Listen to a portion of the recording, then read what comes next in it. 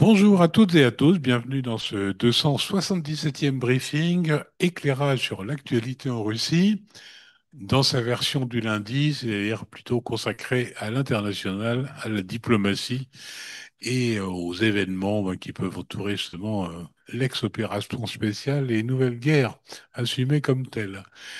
Aujourd'hui, nous avons nos deux experts, mais c'est Igor qui va assumer, comme souvent le lundi, l'essentiel de la tâche et Arnaud sera là pour confirmer certains points, appuyés par des faits et ses connaissances, ce qui pourrait être question.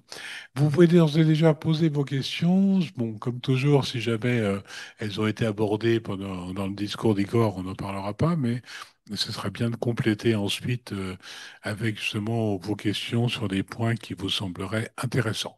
Donc, n'hésitez pas à les poser d'ores et déjà directement sur le chat. Voilà, ben, sans plus attendre, on va passer la parole à Igor. Alors, Igor, que s'est-il passé dans le vaste monde? Merci, Président. Bonjour à tous. Je vais commencer par les déclarations du vice-président américain J.D. Vance qui s'exprimait hier sur Fox News au sujet donc du conflit entre la Russie et l'Ukraine et déplorait que Moscou ait refusé de participer au cours de ces 15 derniers jours à des propositions de réunions bilatérales et trilatérales, donc bilatérale Russie-Ukraine, trilatérale États-Unis, Russie-Ukraine. Donc au grand regret du vice-président américain, je rappelle que c'était un des thèmes qui était souligné et qui était évoqué lors de la séquence d'Anchorage et de Washington fin août, où il était question que des réunions entre représentants de haut niveau et si possible entre les présidents des Russes et Ukrainiens et avec le président américain se tiennent. À l'époque, on avait exprimé notre scepticisme sur la tenue de ces formats.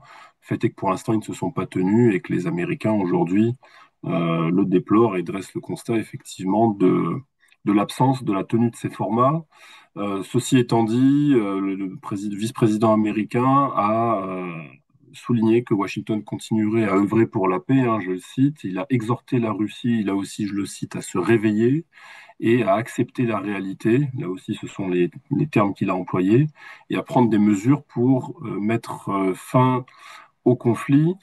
Il a poursuivi sur un autre thème qui est celui de la fourniture d'armement à l'Ukraine avec le sujet des missiles longue portée Tomahawk, puisque lors de la rencontre bilatérale entre messieurs Zelensky et Trump en marge de l'Assemblée générale des Nations unies la semaine dernière, dont on a longuement parlé lors du précédent briefing, eh bien, Volodymyr Zelensky aurait demandé à Donald Trump de lui fournir des missiles longue portée Tomahawk, ce à quoi manifestement M. Trump s'est montré ouvert. En tout cas, il n'y a pas eu un non catégorique qui a été exprimé. M. Vance a indiqué que ce serait le président américain qui prendrait la décision finale quant à la livraison ou pas de ce type de munitions. L'envoyé spécial américain pour le conflit russo-ukrainien, M. Keith Kellogg, s'est aussi exprimé sur le sujet, là aussi sur Fox News, en indiquant que Donald Trump n'était pas opposé sur le principe des frappes dans la profondeur du territoire russe, premièrement, et que deuxièmement, à cet égard-là, il n'avait pas encore pris de décision concernant les missiles Tomahawk et que ce serait lui, évidemment, qui aurait le dernier mot. Alors, il est peut-être bon de revenir sur cette histoire des frappes dans la profondeur, puisque on en avait parlé au printemps dernier, à l'hiver dernier, printemps dernier, et depuis, en fait, on n'en parle plus. Pourquoi? Puisque je rappelle que c'est l'administration Biden, lors des dernières semaines de cette administration, après l'élection américaine de novembre, qui avait autorisé les Ukrainiens à employer un certain nombre de systèmes d'armes américains avec les missiles adéquats pour réaliser des frappes dans la profondeur du territoire russe, c'est-à-dire en dehors de la Crimée, puisque la Crimée n'est pas considérée par les soutiens de l'Ukraine comme appartenant à la Russie, et elle est déjà l'objet de frappes dans la profondeur depuis en réalité longtemps. Mais lorsque l'administration Biden est arrivée Trump est arrivé ensuite aux affaires, eh bien, elle a révoqué cette autorisation, si bien que depuis, les Ukrainiens n'ont plus le droit d'utiliser les équipements américains pour attaquer les régions de la Russie continentale, on va dire. Donc là, le sujet, c'est est-ce que les Américains reviennent ou pas sur cette décision, premièrement, et deuxièmement, il se pose ensuite la question des Tomahawks. Alors sur les Tomahawks, j'avoue que j'étais assez surpris. Alors missiles Tomahawk, il faut rappeler que c'est quand même des missiles de longue portée, puisqu'ils ont jusqu'à 1600 km, voire plus de portée, ce qu'ont les Ukrainiens actuellement, mais dont ils ne peuvent pas se servir apparemment. Ce sont des systèmes d'armes qui vont jusqu'à 250-300 km de portée. Je rappelle qu'il y a les fameux missiles Storm Shadow et Scalp qui sont tirés depuis les airs par des avions qui ont été employés à de maintes reprises contre des objectifs en Crimée notamment. Mais pour la partie américaine, eh bien, ce sont des systèmes terrestres, ce sont des lance-missiles terrestres, les fameux HIMARS, que l'on peut doter de différents types de missiles. Après, il y a des missiles qui ont des portées plus augmentées, donc jusqu'à 300 km. Et c'est cela dont aujourd'hui les Ukrainiens n'ont pas le droit de se servir. Alors, la question avec le Tomahawk, c'est que évidemment la portée est considérablement augmentée. C'est pas pareil, c'est un missile de croisière. Et le problème, si vous voulez, c'est la question du lanceur, parce que pour lancer le missile Tomahawk, aujourd'hui, c'est principalement des plateformes navales qui mettent en œuvre ce missile. C'est des sous-marins, c'est des destroyers, enfin, des croiseurs américains ou britanniques ou des pays qui ont acheté des Tomahawks. Mais il n'y a pas de système où vous tirez depuis un avion. Il n'y a pas de système où vous tirez depuis des missiles, des systèmes terrestres. Il y en a bien un, mais il est actuellement déployé en fait à titre expérimental dans la région Asie-Pacifique, puisque les Américains se sont retirés aussi du FNI, du traité sur les forces à portée intermédiaire, parce qu'ils avaient besoin de se délier les mains pour faire face aux Chinois dans le Pacifique et mettre face aux Chinois des systèmes à portée intermédiaire. Et donc là, ils sont en train de développer quelque chose dans le Pacifique qui est pour l'instant déployé à titre expérimental, et donc on est très loin de l'utilisation sur champ de bataille ukrainien. Autrement dit, il n'y a pas de lanceur. Sauf à imaginer que les Américains acceptent de vendre des lots de Tomahawk à une marine otanienne européenne, et que ce serait la marine otanienne européenne qui mettrait en œuvre ces missiles contre la Russie à la demande des Ukrainiens. Mais là, je vous laisse imaginer politiquement le scénario dans lequel on s'engage. D'autre part, je rappelle que ces marines otaniennes, potentiellement, comment dirais-je, capables de tirer ce type de munitions, ne peuvent pas accéder à la mer Noire, puisque la mer Noire est fermée par la Convention de Montreux. Il faudrait donc imaginer des configurations géographiques ou avec un rayon d'action, etc., en dehors évidemment de l'inconnu, en tout cas de l'incertitude politique très forte que je viens d'expliquer sur l'aspect qui met en œuvre le tir. Donc en fait, c'est un sujet qui potentiellement n'en est pas vraiment un, parce que techniquement, il n'y a pas de possibilité de mettre en œuvre ces missiles, à moins de rentrer dans le scénario d'une confrontation directe entre l'OTAN et la Russie avec ces missiles-là. Donc, à suivre, mais assez intriguant comme sujet, comme déclaration qui survient. Alors, pour poursuivre ce thème-là, Bloomberg a publié un article assez intéressant qui revient sur l'incident des MiG-31 au-dessus de l'Estonie, dans lequel sont citées des sources diplomatiques russes et européennes. Et selon cet article, en fait, le Kremlin aurait évidemment délibérément, enfin la Russie aurait délibérément réalisé cette incursion dans l'espace aérien estonien, mais l'objectif aurait été en fait de renvoyer l'ascenseur pour des frappes qui ont été réalisées en Crimée justement récemment, et dont le Kremlin reproche évidemment aux Occidentaux qu'ils les ont rendus possibles par le soutien technique, le soutien satellite, les munitions, etc. Et que finalement, si les Occidentaux n'avaient pas été là, eh bien, les Ukrainiens auraient été bien incapables de réaliser ces frappes-là. Et donc c'est pour imprimer un coup, faire sentir le coup de ce soutien, avec les avions au-dessus de la mer Noire qui après permettent de guider le missile ou les satellites, etc., qu'il y a eu cette incursion pour leur dire, une fois de plus, attention, de ne pas aller trop loin dans cette direction-là. Sur la partie diplomatique, je dirais plus classique, les États-Unis et la Russie vont tenir leur troisième cycle de négociations directes là à l'automne, dans les semaines qui viennent. C'est ce qui est ressorti de déclarations qui ont été faites par messieurs Rubio et Lavrov au cours du week-end, après leur entrevue d'environ 1 heure, souvenez-vous, à New York, en marge de l'Assemblée générale des Nations unies. L'objectif de cette réunion est comme c'est formulé par la partie russe, d'éliminer les irritants mutuels, c'est-à-dire écarter les sujets qui empêchent la reprise du fonctionnement normal des ambassades, en fait des sujets vraiment présentés comme bilatéraux, hein. Le travail des ambassades, la question des visas, les biens immobiliers russes qui ont été saisis par les Américains sous la première administration Trump, et d'autres sujets relatifs au fonctionnement des missions diplomatiques respectives. Maintenant, on peut tout à fait imaginer qu'ils vont aussi discuter du traité New START, puisqu'une une proposition a été faite par Vladimir Poutine la semaine dernière, on en avait parlé, qui pour l'instant n'a pas trouvé de réponse officielle côté américain, hein, sur le prolongement pour 1 an du traité New START. On peut tout à fait imaginer que les deux délégations vont en parler. Et puis, il y a une nouvelle qui vient de Bruxelles sur la question du prêt des réparations proposées à l'Ukraine. Ça aussi, on en avait parlé lors des briefings précédents, puisque les experts juridiques de l'Union européenne travaillent à un projet qui permettrait de faciliter la prise de décision justement sur ces prêts de réparation proposés à l'Ukraine, afin que cette décision ne soit pas prise à l'unanimité, mais à la majorité qualifiée. Et tout ceci pour éviter le veto de la Hongrie. Je rappelle que l'idée, c'est en fait de puiser dans une partie des avoirs russes qui est arrivée à échéance en termes de fructification et qui figure maintenant dans le livre de solde de Euroclear sous forme de réserve de numéraire en fait, et donc de puiser dedans pour pouvoir émettre des bons, des eurobonds pour les réparations de l'Ukraine. Il y a des pays qui sont franchement, comment dirais-je, enthousiastes à l'égard de ce projet, comme l'Allemagne, la Pologne, les pays baltes, mais aussi l'Espagne, mais il y a des pays qui sont plus réservés, comme la France et l'Italie, manifestement, à l'égard de ce mécanisme. D'ailleurs, sur ce point-là, on avait parlé du 19e paquet de sanctions qui avait été présenté il y a une dizaine de jours, mais à ma connaissance, il n'a toujours pas été mis au vote, ou alors je parle sous le contrôle d'Arnaud, peut-être que ça m'a échappé. Mais je pense qu'il n'a toujours pas été voté. Peut-être que d'ailleurs, l'idée, c'est d'éviter un veto hongrois d'ailleurs à son adoption, et que c'est pour éviter ce veto. Pour l'instant, il n'a pas été mis au vote. Et puis je termine avec une nouvelle très courte concernant le G20, puisque la participation de Vladimir Poutine au G20 à Johannesburg en Afrique du Sud a été annoncée et manifestement confirmée par le MID. Le G20, donc au niveau des chefs d'État et de gouvernement, se tiendra les 22-23 novembre prochains à Johannesburg, donc en Afrique du Sud. Et donc, manifestement, Vladimir Poutine y prendra part. Jusqu'à présent, c'était évidemment Sergei Lavrov qui représentait la Russie. On se souvient d'ailleurs concernant l'Afrique du Sud, pour la précédente réunion des BRICS, donc il y a 2 ans qui se tenait en Afrique du Sud, bah, c'était Sergei Lavrov qui avait été, et non pas Vladimir Poutine. Voilà, Président, ce que je pouvais dire aujourd'hui. Merci. Donc, je comprends bien. Donc, le président Poutine irait en Afrique du Sud, c'est ça? Absolument. Oui. D'accord.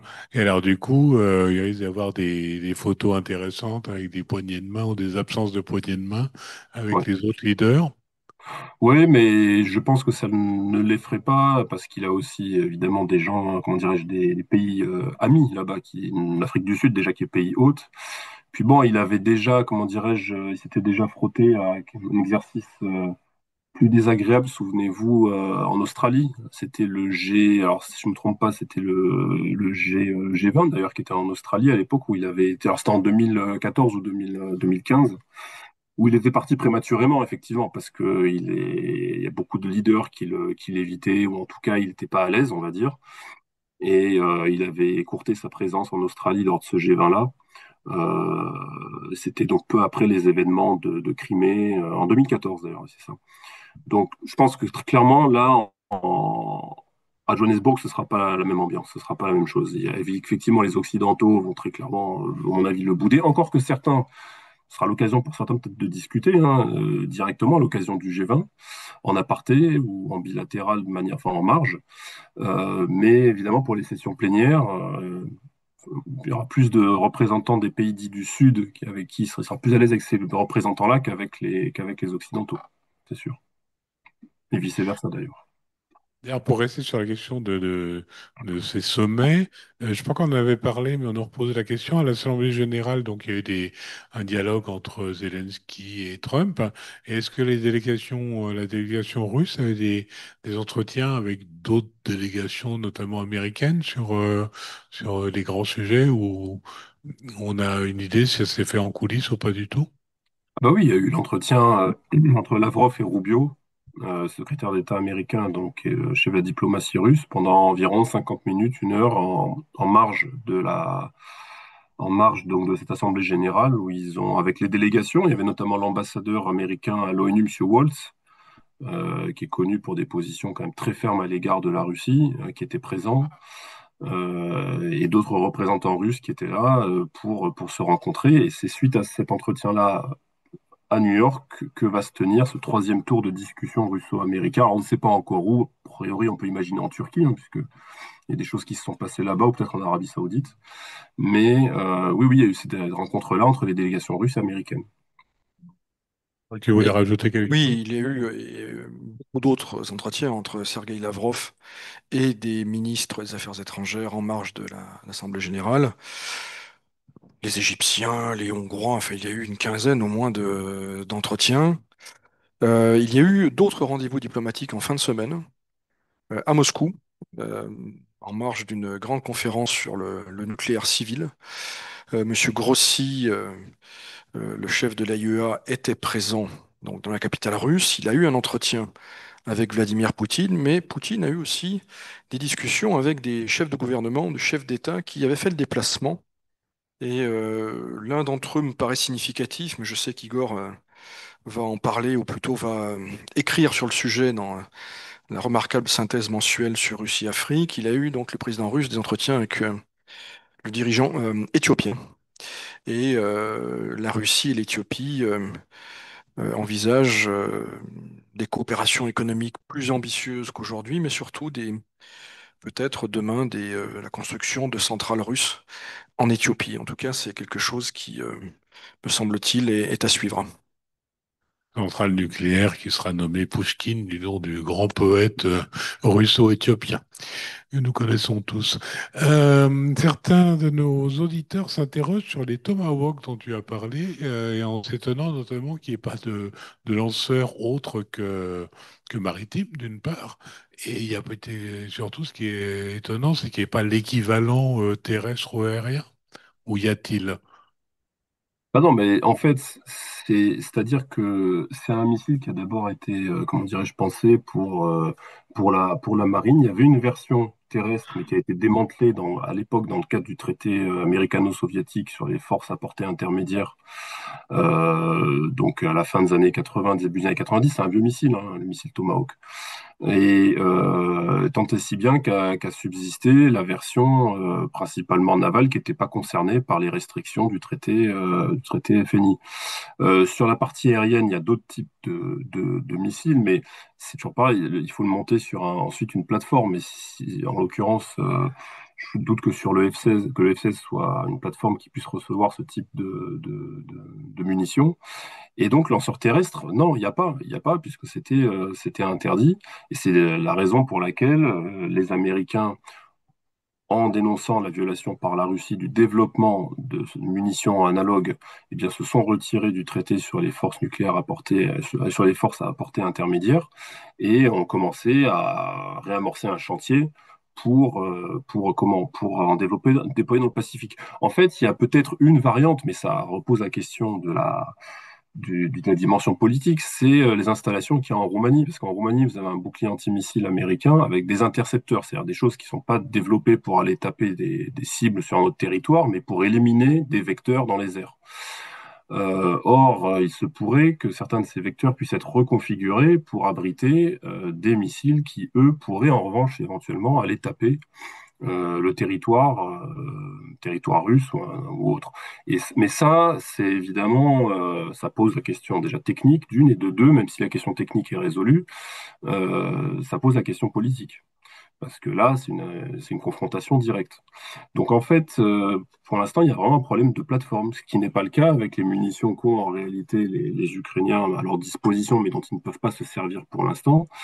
Mais avec aussi un autre élément qui est l'emploi même de ces munitions. J'avais déjà expliqué qu'il fallait probablement l'intervention à plusieurs niveaux de spécialistes étrangers, américains, pour préparer la munition et ensuite s'occuper de tout le guidage, etc., etc. Ça, c'est pas les Ukrainiens qui le font. Oui.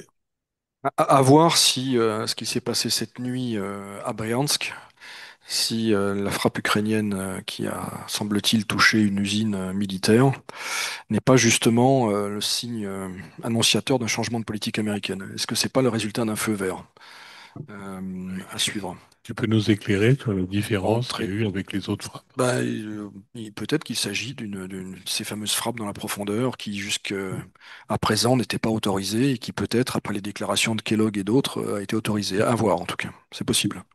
D'accord. Et pour finir, ces Tomahawk, on peut pas les mettre sur les fameux drones maritimes ukrainiens qui sont Non, déjà équipés en missiles sol-air.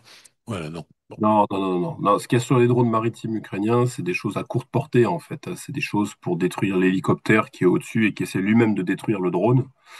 mais c'est pas pour aller faire des frappes de 2500 km dans la profondeur, c'est pas possible. Très bien. Alors, fermons le sujet Tomahawk et ouvrons un autre sujet. On a beaucoup de questions sur les élections moldaves, hein, parce que c'est effectivement le, le proche CEI, on va dire. Et donc, il semblerait qu'on se félicite en Europe du bon résultat des élections. J'imagine qu'on s'en félicite moins à Moscou. Que pouvez-vous nous en dire? Eh bien, on se félicite effectivement en Europe que les Moldaves aient bien voté, si j'ose dire. Alors, on va pas revenir sur le sujet moldave en tant que tel, d'abord parce qu'on n'est pas spécialiste de la Moldavie. Je vous renvoie à la prose d'un excellent collègue, Florent Parmentier, qui, à mon avis, est le seul véritable spécialiste de la Moldavie en France. Il occupe par ailleurs les fonctions de directeur général du CEVIPOF. Et Florent Parmentier a produit une excellente note la semaine dernière, très factuelle, très analytique, dans laquelle il s'est quand même permis, de façon sibylline, une petite remarque qui doit attirer notre attention quand même sur, et là je parle à mon nom propre et non pas au nom de la Chambre, je prends des précautions, mais sur ce qu'il faut bien appeler une forme d'hypocrisie. Alors il y a la mauvaise foi russe, hein, il faut être très clair. Il y a des ingérences russes, ça ne fait aucun doute, et peut-être qu'on ne les connaît pas toutes d'ailleurs encore.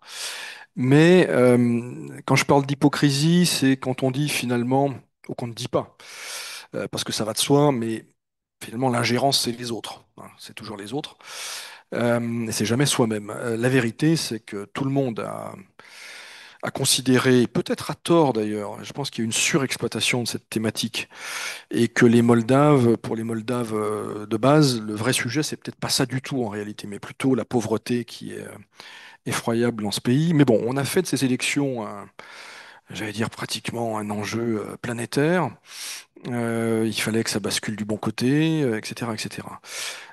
Si l'on prend un peu de recul, si on prend un peu de recul, y compris par rapport au narratif dominant, parce que il faut bien parler de narratif de part et d'autre. On est dans une guerre de l'information. Et la vérité oblige à dire que les Russes n'ont ni le monopole du mensonge, ni le monopole de la mauvaise foi. Eh bien, on voit que les autorités moldaves ont tout fait pour arracher cette victoire, j'allais dire par tous les moyens, parce que il fallait absolument empêcher que les oppositions l'emportent, et tous les moyens.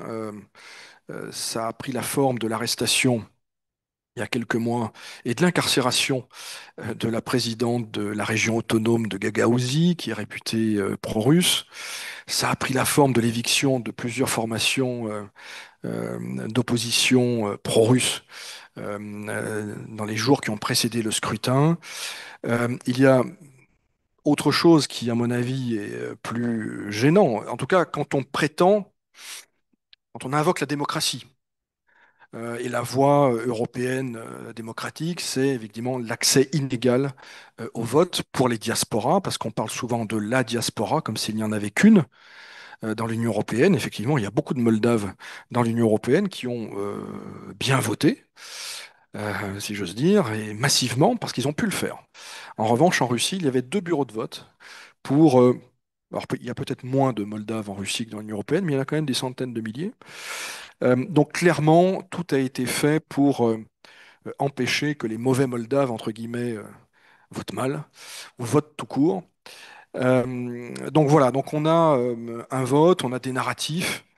Ce qui m'inquiète le plus, c'est pas ça, cette bonne guerre finalement, mais c'est plutôt le traitement médiatique et le silence de collègues pourtant tout à fait estimables sur ces questions-là. Je pense que euh, l'hypocrisie, malheureusement, étouffe le jugement qui devrait rester analytique chez beaucoup de gens. Voilà.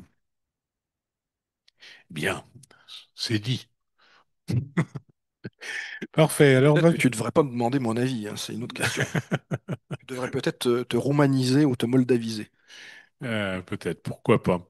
Dernière question, alors qui est très franco-française, mais qui touche à l'international malgré tout. La condamnation et surtout l'incarcération imminente du président Sarkozy. Est-ce que ça a eu des échos en Russie? que ce soit dans les oppositions ou dans les soutiens au pouvoir? Est-ce qu'il y a des inquiétudes sur une possible exemplarité dans quelques années? Ou est-ce que comment est-ce que c'est perçu? C'est un sujet qui est passé assez inaperçu. Il y a eu quelques brèves, mais comme si ça cessait d'étonner les Russes. C'est ça qui est intéressant, c'est-à-dire qu'il y a eu, bon, il y a eu d'autres affaires, à tort ou à raison, il lit ça à l'affaire Le Pen, d'autres à l'affaire Fillon précédemment, d'autres à ce qui s'est passé en Roumanie. Donc, étonnamment, peut-être qu'il y a beaucoup d'autres sujets, peut-être parce que Sarkozy, ça commence à être un peu de l'histoire ancienne, en tout cas dans les relations bilatérales, ça n'a pas suscité, en tout cas de mon point de vue, un intérêt majeur, même si j'ai reçu quelques coups de fil de journalistes vendredi dernier. Igor, il y a une perception aussi là-dessus? Non, ben, je, rien à rajouter. On a vu quelques papiers passer ça et là dans la presse fédérale, mais c'est vrai que c'était un petit peu mis sur le côté par rapport à d'autres sujets qui étaient couverts de manière plus expansive, en fait. Très bien. Eh, écoutez, on va finir ce briefing sur cette note franco-française passée inaperçue en Russie, si je vous comprends bien. Et donc, on se retrouve jeudi pour un grand briefing consacré à la fois à l'économie et la politique russe et à l'international toujours. On vous retrouve tous les deux avec votre immense savoir dès 17 heures. Comme toujours, d'ici là, la CCI France-Russie se tient à vos côtés. Tenez bon.